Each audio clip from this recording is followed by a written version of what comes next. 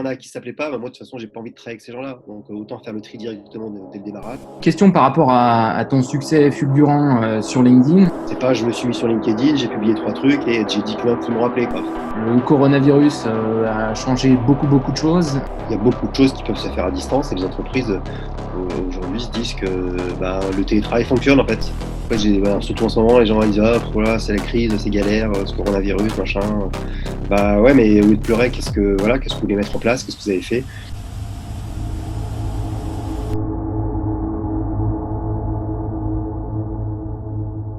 C'est un plaisir de te recevoir, Jean-Pascal, pour voilà, cette interview de Titan LinkedIn. Alors, pour rapidement présenter un peu le contexte et finalement qui tu es, même si tu vas nous donner ta version des faits. Bon, aujourd'hui, tu as quand même plus de 66 000 abonnés sur LinkedIn. Tu as quasiment doublé, tu as doublé même, c'est pas t'as quasiment, c'est tu as doublé en moins d'un an. Tu as déjà formé plus de 10 000 vendeurs. Et ça t'est déjà arrivé plusieurs fois de faire des buzz à plus de un demi-million de vues, ce qui est quand même pas le truc le plus fréquent. Donc voilà, c'est aussi pour ça que je voulais t'interviewer, au-delà du fait qu'on se connaît et qu'on s'apprécie bien évidemment. Alors, première question, est-ce que tu veux dire un truc, peut-être avant qu'on commence? Ouais, je suis ravi d'échanger avec toi parce que comme tu l'as dit, on se connaît, on s'est croisés au Social Selling Forum et on est en contact sur les réseaux sociaux. J'apprécie ce que tu écris, j'apprécie surtout le ton qui est toujours un petit peu décalé et incisif. Et voilà, après, Titan, je ne sais pas si je suis un titan, mais en tous les cas, je suis un praticien et j'essaie de pratiquer de manière quotidienne cet outil de LinkedIn. Ok, cool. Bon, et alors si, pour ceux qui nous regardent, si on dit, ok, bon, Jean-Pascal, c'est qui? Tu dirais quoi? C'est qui? C'est quelqu'un qui est déjà passionné par la vente, hein, qui déjà, quand il avait 10 ans, revendait à ses parents leurs propres objets en faisant des espèces d'expositions et il mettait des prix et ses parents lui rachetaient, hein, c'était très sympa. Donc ça a commencé très tôt. Une expérience de commercial, de manager commercial dans divers univers, mais ça, vous pourrez aller voir mon profil LinkedIn. Ce sera bien pour mes vues de profil. Et puis, voilà, il y a 15 ans, j'ai créé mon organisme de formation parce que j'avais envie d'échanger, de partager sur la vente, mon coach de vente conseil. Comme son nom l'indique, j'accompagne les commerciaux et les managers commerciaux à développer leur business et à gagner en confort et en efficacité. Pardon. Et puis voilà, mes clients disent de moi que je suis un magicien parce que je fais apparaître les clients et disparaître les objections. Donc, j'aime bien cette image. Bon, je pense que c'est clair pour ceux qui nous regardent. Question par rapport à ton succès fulgurant sur LinkedIn. Si tu devais donner, je ne sais pas, deux explications à cette croissance que tu as pu avoir, sachant que, pour précision technique, à partir de 30 000 abonnés, on ne peut plus envoyer d'invitation et donc ce sont volontairement les gens qui, suite à nos contenus, vont décider de nous suivre. Et c'est d'autant plus impressionnant. Je crois que le plus important, c'est la régularité. C'est-à-dire que je publie tous les jours, que ce soit le week-end ou la semaine, en essayant toujours du lundi au vendredi d'être sur des sujets qui sont liés à mon métier, mon activité. Donc, je publie sur LinkedIn et son utilisation. Je publie sur la vente, sur le management, sur la communication avec la méthode des couleurs. Voilà, donc tout ce qui est périphérique à mon métier. Et puis le week-end, des fois, j'ai des trucs un peu décalés. La régularité et essayer d'apporter le plus possible du contenu sans essayer de ne jamais être dans la promotion. Jamais je vais dire, voilà, achetez-moi des formations ou achetez ceci, achetez cela. Pareil, je fais jamais, tiens, si vous likez, je vous donne un PDF. Hein. Je sais que t'aimes bien, mais moi, je ne fais pas ça. Aujourd'hui, j'ai partagé un PDF, mais d'ailleurs, on pourra discuter de cette stratégie. Voilà, donc la régularité, c'est important. Publier du contenu qui va intéresser, a priori, les gens qui vont me suivre. Hein. Moi, c'est coach de vente, donc quelque chose qui est lié à cette promesse-là. Je ne vais pas partager des recettes de choucroute ou alors comment concevoir un tableur Excel, parce que ce n'est pas mon métier. Donc, vraiment quelque chose qui reste centré et apporter de la valeur, essayer d'apporter le plus de valeur possible, puisque c'est comme ça que les gens auront envie de suivre, comme quand on est abonné à un journal ou à une chaîne YouTube, c'est qu'a priori, personne ne nous a forcé, donc on a choisi de suivre ce contenu et il faut donner envie. T'aurais donc alors régularité et apporter de la valeur, Ouais. les deux piliers sur lesquels tu expliquerais ton succès sur LinkedIn notamment. Ouais. Alors, le troisième, ce serait peut-être aussi je sais pas si ça fait partie des recettes, mais c'est une recette que j'applique, c'est d'essayer de varier aussi les supports. Des fois, je fais des vidéos de moi, des fois, je fais des vidéos détournées où je mets des messages un petit peu sur la vente et la relation client. Je fais des carousels, ça peut être une citation, ça peut être une image.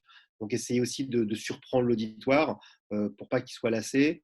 Et Mm. c'est vrai que j'ai un indicateur que sont les vues de profil, hein. Aujourd'hui, je dois être à 14 500 vues de profil sur 90 jours, ce qui est quand même beaucoup. Mais en fait, je l'explique parce que les gens, je pense qu'ils viennent voir mon profil pour voir ce que j'ai publié. Donc ça, c'est intéressant. C'est aussi un indicateur qui est un peu caché, que beaucoup de gens oublient, mais c'est un indicateur que je suis régulièrement. Ouais, c'est vrai que les vues de profil, c'est un bon indicateur. Moi, je l'utilise de mon côté sur l'aspect analyse de ma capacité à avoir un taux de réponse dans les messages, dans les discussions privées par la suite, quoi. Bien Euh, sûr. c'est un indicateur indirect, mais qui donne un peu quand même la couleur, quoi. Là, ce succès, là, t'es parti, sur une trajectoire orbitale. Ça va t'emmener où? Tu veux que ça t'emmène où? Bon, c'est vrai que je me suis fixé un objectif, hein. En juillet dernier, je m'étais dit, tiens, il faut que je double les gens qui suivent mon profil, hein, sachant que j'étais autour de 33 000 et que ça y est, j'y suis. Donc, j'ai atteint mon objectif avant la date finale. Ah, moi, je me dis, il y a un truc qui s'appelle dans les neurosciences le biais de simple exposition. Et en fait, plus les gens me voient, plus je suis dans l'environnement des gens, plus je deviens, entre guillemets, une marque, bah, plus quand les gens auront besoin de formation commerciale ou de formation sur LinkedIn ou de formation sur la vente, la relation client ou la communication, bah, tiens, ils diront dans un coin de leur tête, ah oui, c'est vrai, j'ai vu. Et souvent, les gens qui m'appellent, c'est quasiment, dans 95% des cas, des gens qui n'ont jamais commenté mes posts, des gens qui n'ont jamais liké mes posts, des gens qui me disent, ah bah tiens, je vous suis, ah bah tiens, je me souviens de cette vidéo, je me souviens de ça. Puis à un moment donné, hop, ils ont besoin, et donc ils m'appellent. Hmm. Hmm. Donc jusqu'où ça va m'emmener, bah, ça m'emmène déjà là, c'est que aujourd'hui, je ne prospecte pas. La seule prospection que j'ai, c'est ce qu'on appelle de l'inbound, c'est-à-dire que c'est des gens qui me contactent, et principalement grâce à LinkedIn, même si je suis sur tous les réseaux sociaux. Et aujourd'hui, il n'y a que LinkedIn qui me ramène des clients en tous les cas. Et après, la recommandation des gens qui recommandent, évidemment. Ouais, ouais, la recommandation. Bah, après, ça, mais d'un point de vue acquisition de nouveaux clients comme ça, effectivement. Ok, ok, ok, ouais. Ça, c'est vachement intéressant. Comment est-ce que tu t'es retrouvé sur LinkedIn au départ? Bah, comme beaucoup de gens, j'ai commencé sur Viadeo, hein, donc même Viaduc, je me souviens que ça s'appelait Viaduc avant. Ils ont changé de nom. Quand je parlais des réseaux sociaux avec les commerciaux, en fait, je leur disais, bah voilà, aujourd'hui, il faut être sur Viaduc, il faut être sur Viadeo, parce que LinkedIn, c'est vraiment que les CEO, les grands patrons, c'est international, mais vous êtes des commerciaux, vous êtes sur le marché français, donc voilà, Viadeo d'abord, et voilà, s'il faut en choisir un, c'est lui.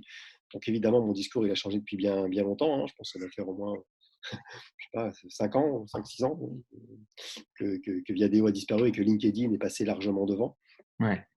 Donc je me suis retrouvé là parce que j'ai senti que le vent tournait et que s'il fallait être quelque part et investir du temps, c'était sur LinkedIn et plus sur Viadeo.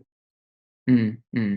Du coup, ton profil vidéo, tu l'as laissé de côté Ouais, il existe toujours, hein. Je reçois des fois des notifications, voilà, mais j'y fais vraiment plus attention. Je pense que j'y suis pas allé depuis 4 ou 5 ans, hein. Enfin, ouais. voilà. C'est devenu sans intérêt pour moi, en tous les cas. Enfin, c'est la Hmm. vision que j'en ai, hein. Je peux me tromper, mais je crois pas. À quel moment tu as senti, bon, tu t'es lancé sur LinkedIn, à quel moment tu as senti un pivot, un switch ou quelque chose qui a fait que là, waouh, tu t'es dit, il est en train de se passer un truc sur LinkedIn de manière vraiment puissante me concernant, quoi. À partir du moment, je crois, où tu as des gens tu te rends compte que ton réseau croît sans demande de connexion parce que c'est plus possible, tu dis, bah, il se passe des choses. C'est que bah, voilà, ce que tu racontes, ça peut intéresser des gens. Donc le switch, je crois qu'il est là, c'est qu'il faut toujours être proche des indicateurs. Quand on a une action, il faut suivre ce qu'on fait. Bon, c'est vrai qu'on a le Social Selling Index, bon, qui n'est pas si génial que ça parce que, à un moment donné, bon, quand on démarre, c'est bien, ça donne un petit peu la température, mais bon, pas suffisant pour mesurer son activité. Il faut aller voir les vues de profil, il faut regarder le nombre d'abonnés, il faut regarder la croissance, il faut regarder le nombre de gens qui commentent, qui réagissent. Puis en fonction de ça, bah, on peut affiner, on voit ce qui marche pas.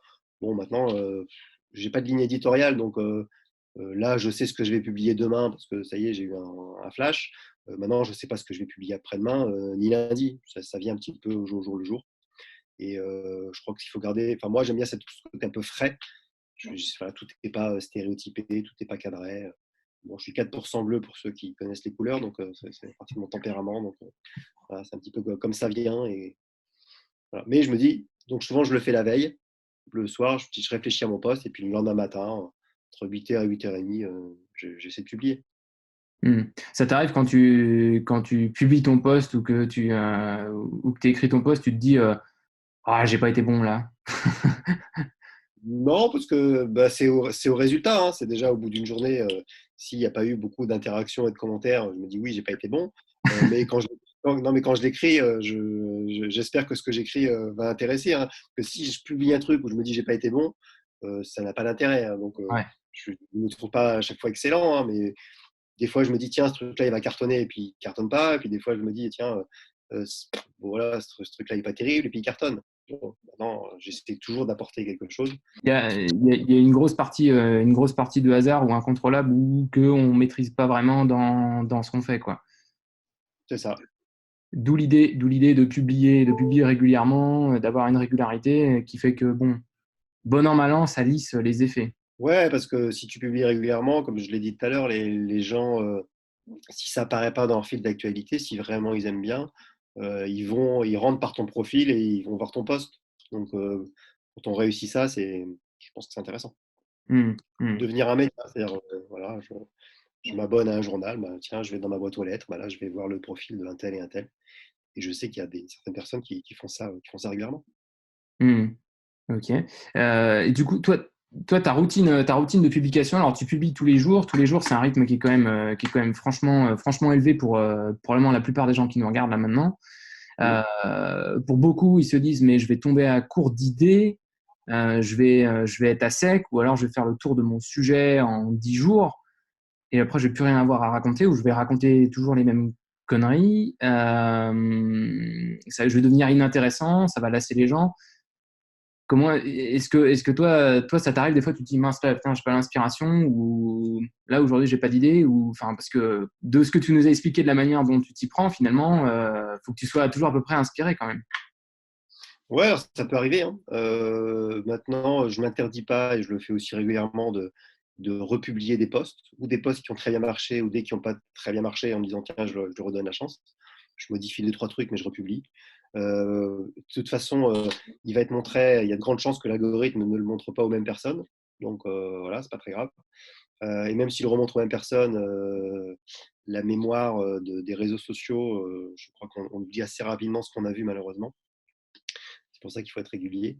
Donc voilà, quand j'ai pas l'inspiration, souvent ça m'arrive de republier. Et voilà. Hmm, Ouais. hmm. Ok, ok. Bon, bah, ça, je pense que c'est une bonne astuce pour ceux qui craignent à un moment donné effectivement d'être à court d'idées. Ah oui, Euh, parce que tu sais que, enfin voilà, toi tu le sais, mais que l'algorithme, il va présenter ton post à, je sais pas, 100, 150 personnes, 200 personnes de ton réseau, un échantillon représentatif, et en fonction de ce qu'ont faire ces gens-là, il va être plus viral ou moins viral. Mais si je le republie dans un mois ou dans 2 mois, forcément le réseau évoluant, les gens qui me suivent et qui ne me suivent pas avant, bah, ils peuvent avoir ce post-là, qui ne m'ont pas vu avant.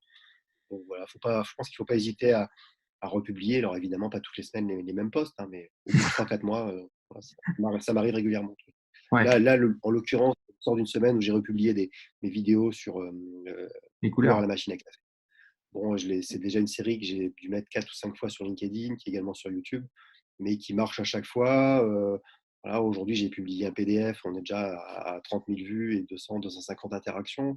Donc, c'est quelque chose que j'ai déjà publié et ça marche toujours, mais voilà, c'est pas les mêmes gens. Ok, ouais.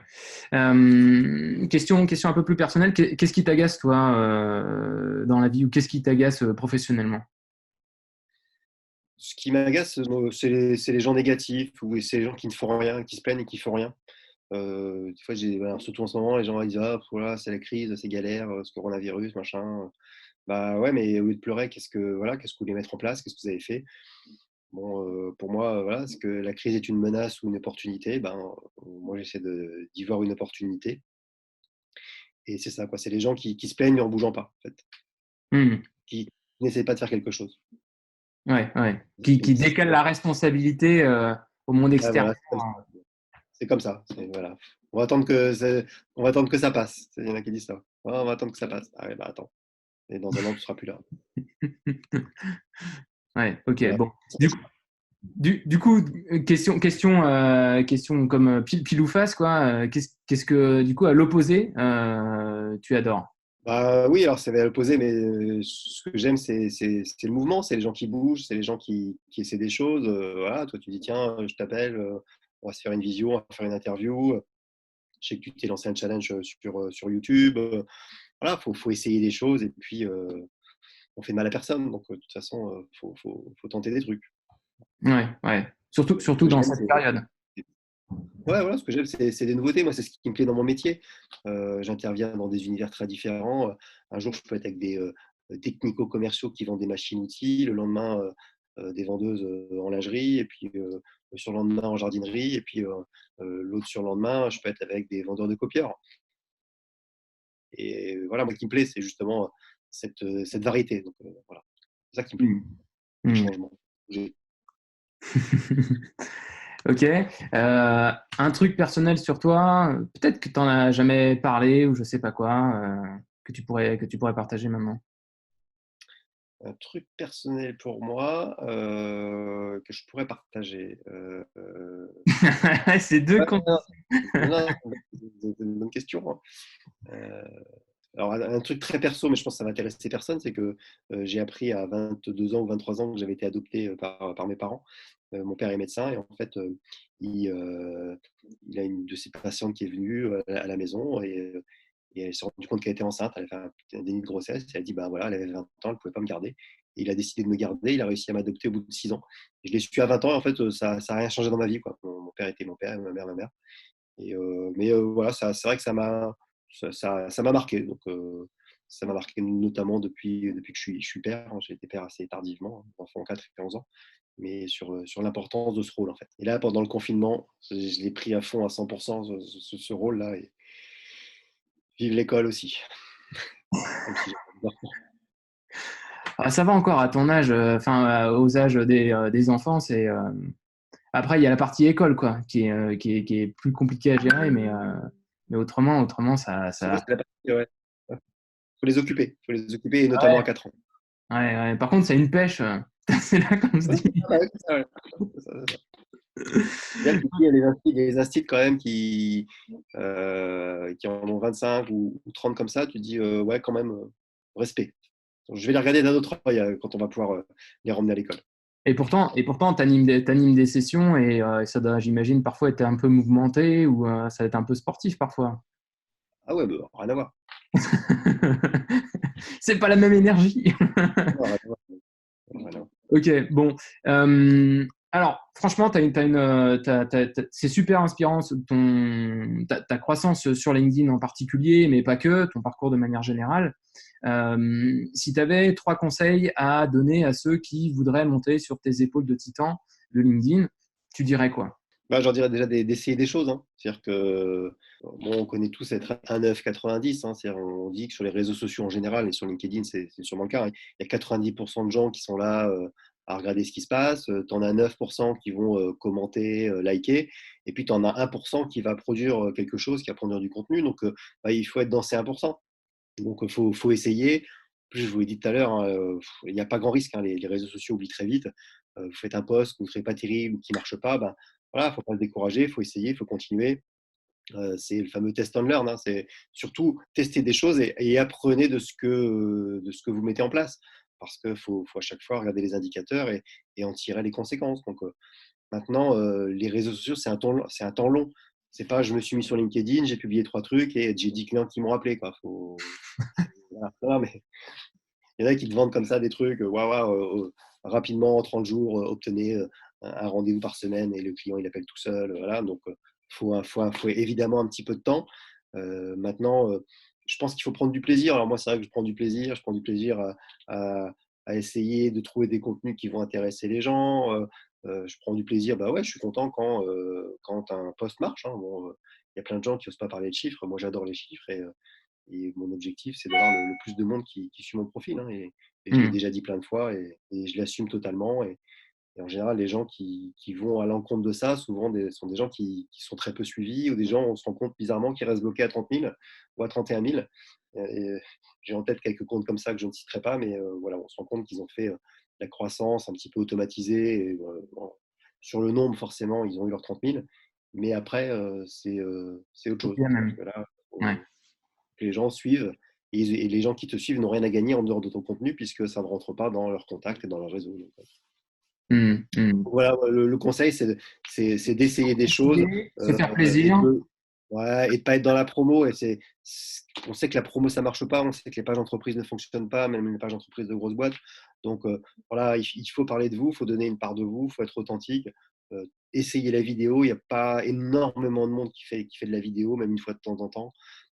Et la vidéo la plus authentique possible et cherchez pas des montages, etc. Moi, en général, mes vidéos, c'est avec mon smartphone. Bon, il y en a que je reprends sur TikTok, donc je vais rajouter un ou deux effets. Mais globalement, ça me demande pas des heures. Je ne sais pas de me dire, oh là, la lumière. Voilà, soyez vous-même et qu'il n'y ait pas de décalage justement puisque c'est l'objectif, quand vous allez rencontrer vos prospects ou vos clients, que les gens ne se disent pas, oula, c'est la même personne. Parce que si c'est là, ils vont se dire, ce serait grave. Voilà. Mais bon. Ça ressemblerait au date sur lequel on tomberait malencontreusement sur un site de rencontre pour, euh, pour ceux Ouais, qui c'est ça. Ah, sont seulement parlé. Mais c'est pas possible, c'est la même personne. Ouais, ouais. pas avoir d'écart, quoi. Pas avoir d'écart. Donc, ouais, donc les trois éléments. Ouais.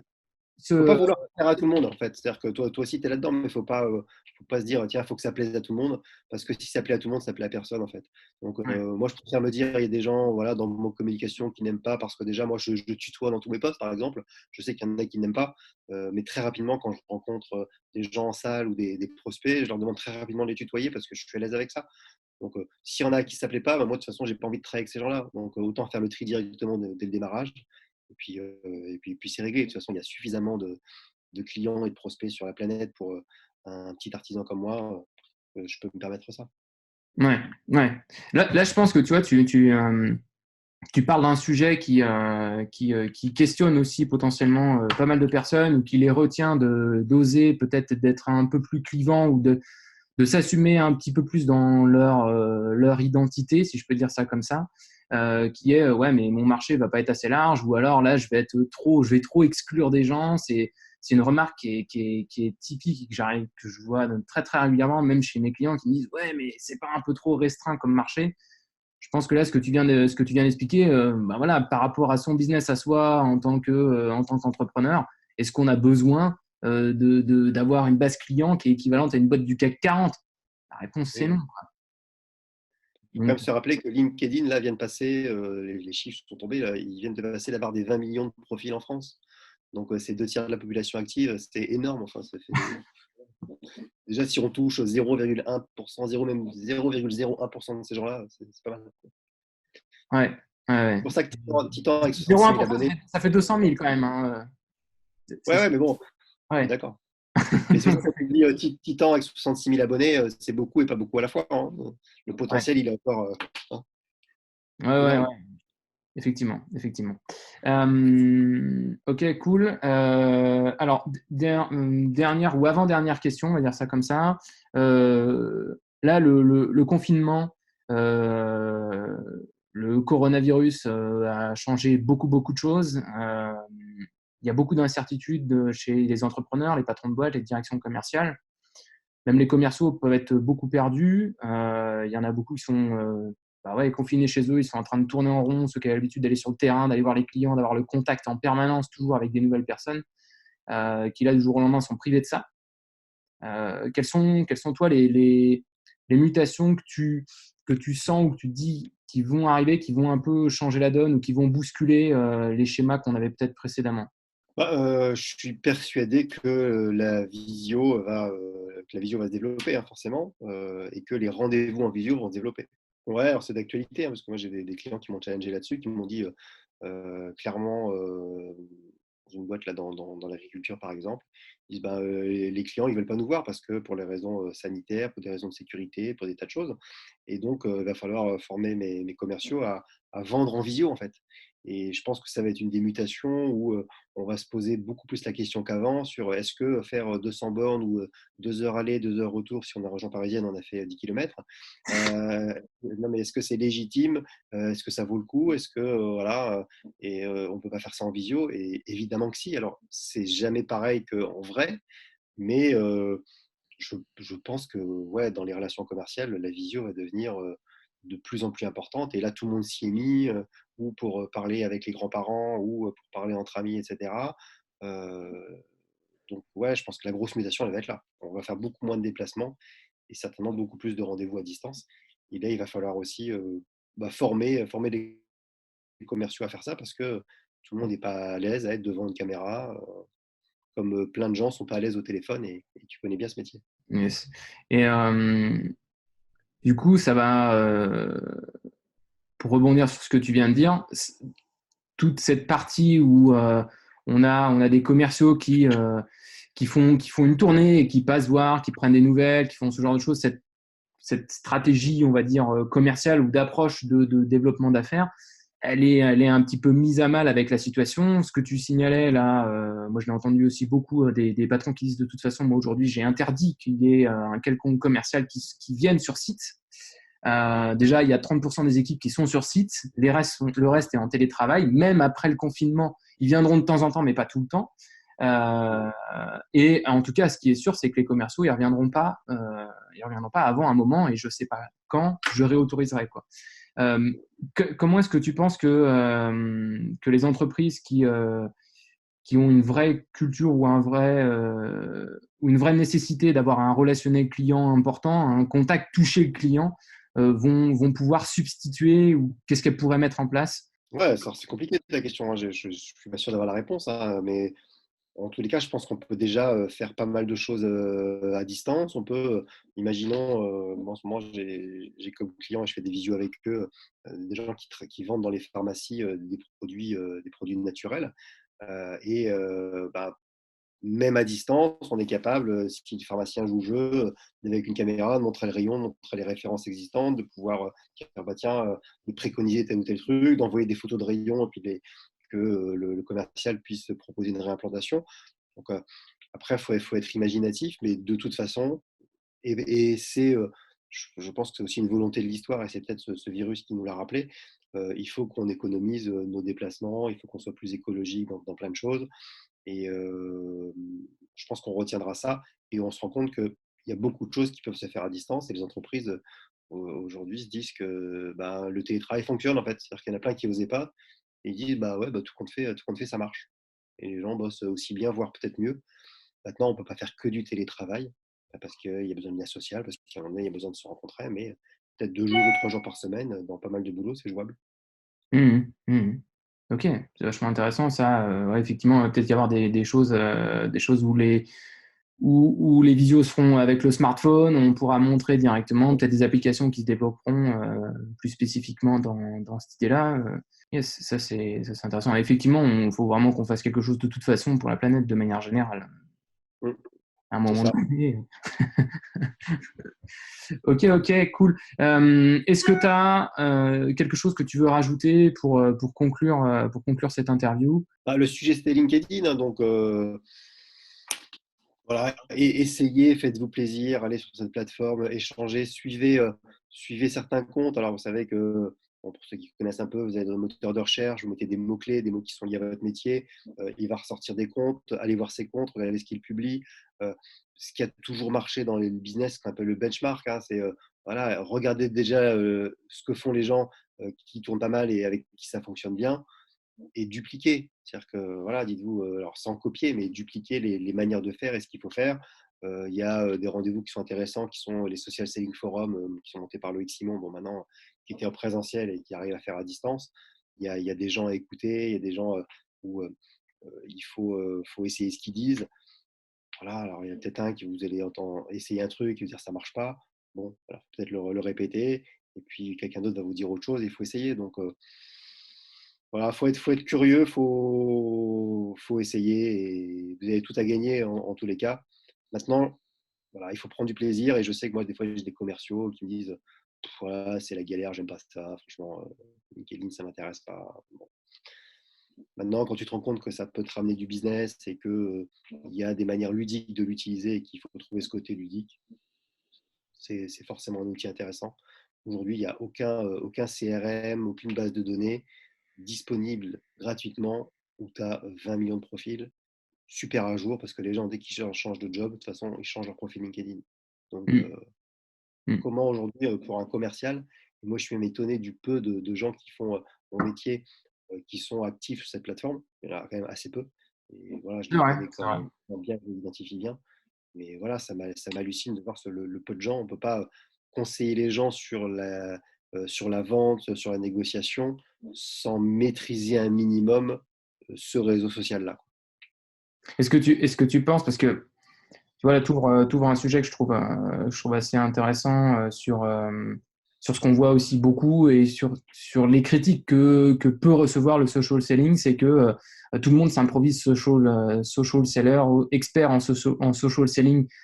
Et même moi, je vois des confrères qui sont très bien référencés ou qui se disent experts ou qui a marqué expert et en fait qui, je sais pas, par exemple, ont très peu de vues de profil ou alors publient une fois tous les 2 mois.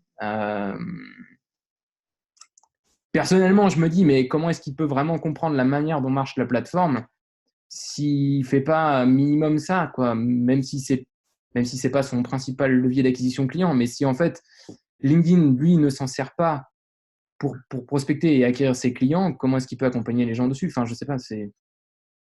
Moi, c'est ce que je dis à mes clients quand vous voulez quelqu'un mes clients, mes prospects, hein, si vous cherchez quelqu'un qui peut vous aider sur LinkedIn, regardez ses publications, regardez son réseau, regardez quand il publie les réactions qu'il peut générer, pourquoi pas son SSI, pourquoi pas ses vues de profil, demandez-lui aussi, bah, tiens, si ça crée du business, ben, comment, voilà, les preuves qu'il peut avoir. Moi, c'est vrai que les messages en général, je les garde, alors, pas tous, hein, mais de gens qui disent, bah, voilà, j'aimerais former un tel, un tel, un tel.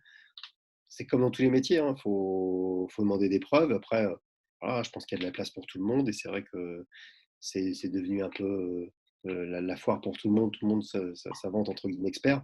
Bon, moi, j'ai déjà fait un article là-dessus et j'ai horreur de ce mot et j'aime pas le mot expert. Voilà. J'estime qu'on ne peut pas s'autoproclamer expert. Les autres peuvent dire tiens, toi, tu es un expert, mais s'autoproclamer expert, il y a plein de profils où il y a écrit expert, parce que j'avais déjà fait la recherche, mais c'était énorme, c'était 200 000. Voilà. Non, c'est tes pairs qui peuvent dire que tu es un expert, mais s'autoproclamer expert, bah non, tu n'as pas le droit. Parce que en fait, l'expert, pour moi, il arrête de penser, il arrête d'avancer, il arrête de réfléchir, il arrête d'essayer des choses. Quoi. Il est expert. Donc voilà, ne prenez pas d'expert. En fait. Ouais, donc ça rejoint ce que tu disais aussi sur LinkedIn en fait, il faut essayer et continuer d'apprendre. Ah oui. Oui, parce qu'il Et y donc, avait, ça, et donc, ne pas se considérer comme un expert. c'est ça. Bah oui, puis en plus, c'est une plateforme qui bouge, qui met des options, qui rajoute des trucs, qui en enlève. Il y a pas longtemps, il y a eu des changements où ils ont. Alors déjà, les articles, on ne les voyait pas beaucoup, mais là, on les voit encore beaucoup moins sur les profils. Ah ouais, Il ça faut ne les fonctionne chercher. pas du tout là. Voilà. Maintenant, il y a une autre partie qui est le à propos, là, où on peut mettre des images en grand, etc. Bon, bah, ça a changé il y a 2 mois. Il faut exploiter cette partie-là, par exemple. Hein. Donc, Ok, voilà. ok. Bon. Faut se tenir au courant de ce qui se passe. Ok, ben merci en tout cas pour cette interview, pour tout ce que tu nous as partagé. Avec C'est un plaisir. vrai plaisir, d'échanger avec toi. Voilà, bah, je pense que du coup, alors si vous voulez avoir plus d'infos sur Jean-Pascal, si vous voulez suivre, je vous invite à le suivre. Bien évidemment, son profil, je vous ai mis le lien dans la description de cette vidéo. Donc vous allez en dessous et puis vous allez sur son profil, vous cliquez sur suivre. Comme ça, au moins, vous pourrez voir ce qu'il publie et vous en inspirer, comme tu viens de nous le partager. Donc voilà, qu'est-ce que je peux dire d'autre? Ben ouais, dites-moi dans les commentaires, vous, où est-ce que vous en êtes sur LinkedIn? Je sais pas combien d'abonnés, est-ce que vous publiez régulièrement? Voilà, partagez-moi un petit peu là où est-ce que vous en êtes sur cette plateforme. Voilà. Bah, merci Benoît. Merci Benoît pour l'invitation. C'était un vrai plaisir. Et puis, bah, on reste en contact. Ouais, sur LinkedIn.